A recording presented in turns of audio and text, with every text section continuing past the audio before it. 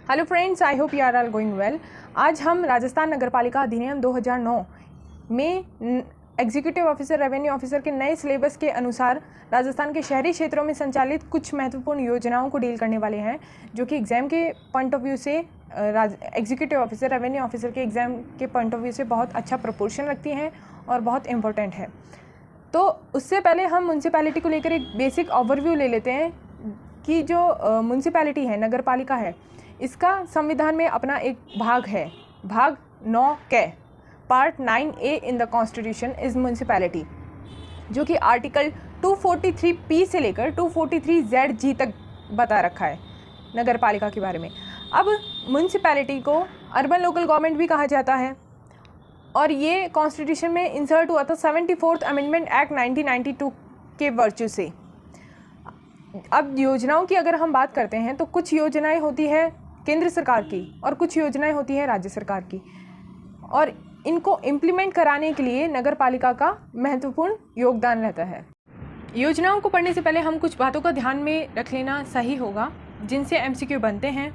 योजनाओं में कि एक योजना क्या है, योजना कब से कब तक, क्या टाइम ड्यूरेशन उसका बता रखा है, योजना कहाँ पर प्रभावशील होती है, क्या क्षेत्र होता है उसका, वह किस विभाग द्वारा प्रभावशील की गई है, नोडल एजेंसी क्या है उस योजना की, उस प्लान की, क्या बजट है उस योजना को लेकर, क्या उद्देश्य है उस योजना का, क्या सांकेतिक घटक हैं उस योजना के, और क्या खर्चा है उस योजना को लेकर जो केंद्र सरकार और राज्य सरकार ने खर्चा किया है। तो इन सब चीज़ों को ध्यान में रखकर ही योजनाओं को पढ़ना सही माना जाता है, क्योंकि मल्टीपल चॉइस क्वेश्चन इन्हीं क्वेश्चन से बनते हैं। केंद्र सरकार एवं राज्य सरकार की ऐसी कौन सी योजनाएं हैं जो कि नगरपालिका अधिनियम के अंदर एक महत्वपूर्ण योगदान रखती है एवं और उसे एक डिपार्टमेंट में नगरीय विकास, स्वायत्त शासन एवं आवासन विभाग से इम्प्लीमेंट कराया जाता है, इस विभाग से प्रभाव में दिलवाया जाता है। तो केंद्र सरकार की वो योजनाएं हैं, पहली है राजीव आवास योजना, दूसरी है प्रधानमंत्री आवास योजना, तीसरी है दीनदयाल उपाध्याय मिशन, चौथी है अमृत योजना, पांचवी है स्वच्छ भारत मिशन, छठी है प्रधानमंत्री स्वनिधि योजना, सातवीं है स्मार्ट सिटी योजना, आठवीं है 15वीं वित्त आयोग की सिफारिशें। तो ये जो केंद्र सरकार की योजनाएं हैं जो कि हमारे एग्जाम के पॉइंट ऑफ व्यू से बहुत इंपॉर्टेंट है, और इसे जो डिपार्टमेंट है नगरीय विकास, स्वायत्त शासन एवं आवासन विभाग नगरों के अंदर, शहरों के अंदर इफेक्ट में लाता है, प्रभाव में लाता है।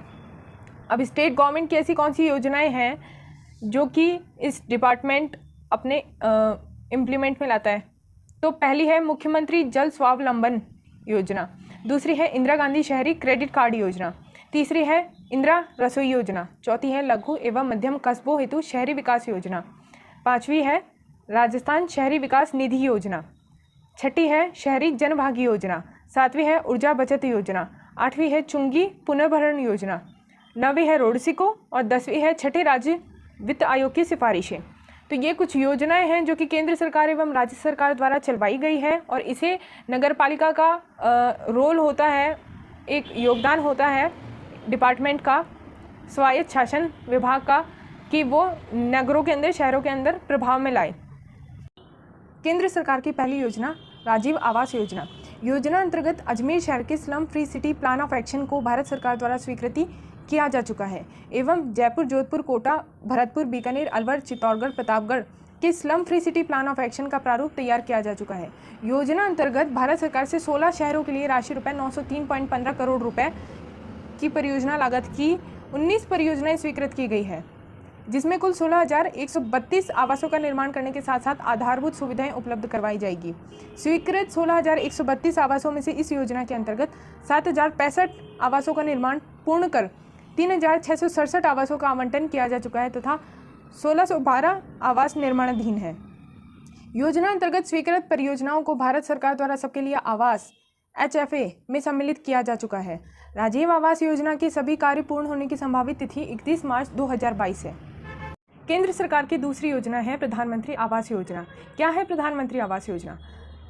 प्रधानमंत्री आवास योजना की शुरुआत 25 जून 2015 को केंद्र सरकार के आवासन और शहरी मंत्रालय, ministry of housing and urban affairs की ओर से की गई थी। इसका उद्देश्य आर्थिक रूप से कमजोर वर्ग एवं निम्न आय वर्ग के लोगों के लिए पक्के आवास उपलब्ध कराना था। बाद में मध्यम आय वर्ग के लोगों के लिए भी इसके लाभार्थियों को शामिल किया गया। 2022 में देश की आज़ादी के 75 वर्ष पूरे होने के पहले देश के हर नागरिक को पक्का आवास उपलब्ध कराने का उद्देश्य इस योजना का है। प्रधानमंत्री आवास योजना ने कुछ नियम एवं शर्तें बता रखी है। इनमें पहली शर्त यह है, परिवार के नाम कहीं और पक्का घर नहीं होना चाहिए। अब परिवार में कुछ सदस्य ही गिने जाएंगे, जैसे पति, पत्नी, अविवाहित पुत्र, अविवाहित पुत्री। ये 4 सदस्यों के नाम कहीं और पक्का घर नहीं होना चाहिए, ये पहली शर्त है। दूसरी शर्त है, किसी अन्य योजना से घर बनाने का पैसा ना मिला हो।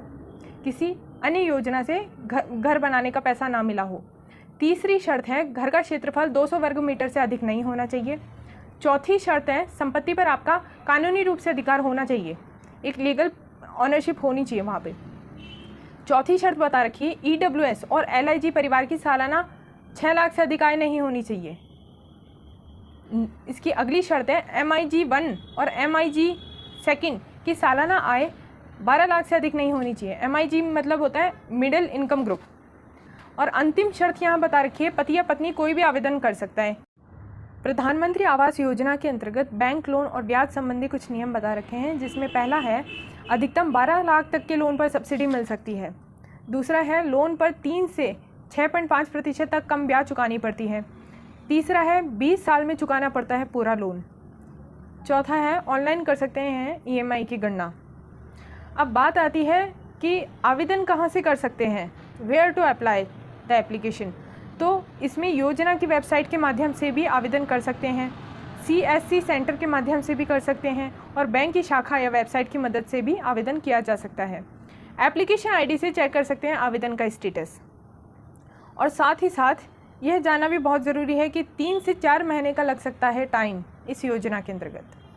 केंद्र सरकार की अगली योजना है दीनदयाल अंत्योदय योजना। तो इस योजना का शुभारंभ 25 सितंबर 2014 को हुआ था। यह योजना राष्ट्रीय शहरी आजीविका मिशन और राष्ट्रीय ग्रामीण आजीविका मिशन का एकीकरण है। दीनदयाल अंत्योदय योजना को आवास और शहरी गरीबी उपशमन मंत्रालय के तहत शुरू किया गया था। इस योजना का उद्देश्य कौशल विकास और अन्य उपायों के माध्यम से आजीविका के अवसरों में वृद्धि कर शहरी और ग्रामीण गरीबी को कम करना है। राष्ट्रीय शहरी आजीविका मिशन NULM को अब DAY NULM का नाम दिया गया है। और DAY NULM के 2 घटक हैं।